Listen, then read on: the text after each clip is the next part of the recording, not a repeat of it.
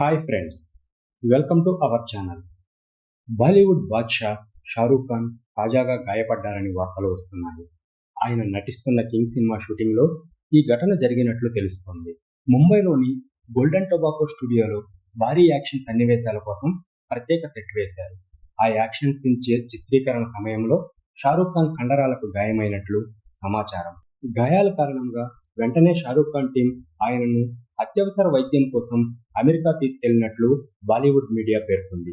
గతంలో కూడా షారూఖ్ కండరాల సమస్యతో ఇబ్బంది పడ్డారు. ఈసారి కూడా అదే సమస్య మళ్లీ రావడంతో చికిత్స అవసరమైందని చెబుతున్నారు. అయితే అభిమానులు పెద్దగా ఆలోచించాల్సిన అవసరం లేదని, షారూఖ్ పరిస్థితి స్థిరంగానే ఉందని మీడియా తెలిపింది. వైద్యులు షారూఖ్ ఖాన్కి కనీసం 1 నెల విశ్రాంతి అవసరమని సలహా ఇచ్చినట్లు సమాచారం. అయితే ఈ వార్తలపై షారూఖ్ టీం లేదా ఆయన వ్యక్తిగత మేనేజర్ ఇంకా ఎటువంటి అధికారిక ప్రకటన ఇవ్వలేదు. బాలీవుడ్లో అత్యంత ఆసక్తిగా ఎదురుచూస్తున్న సినిమాల్లో కింగ్ కూడా ఒకటి.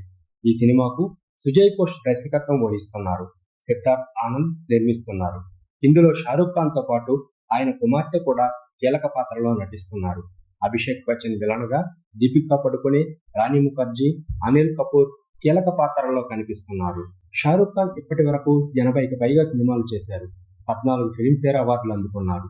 2023లో విడుదలైన పఠాన్, జవాన్, ధమ్కీ సినిమాలతో భారీ విజయాలు సాధించారు. కొంత విరామం తీసుకొని మళ్ళీ ఇప్పుడు కింగ్ సినిమాతో బిజీ అవుతున్నారు.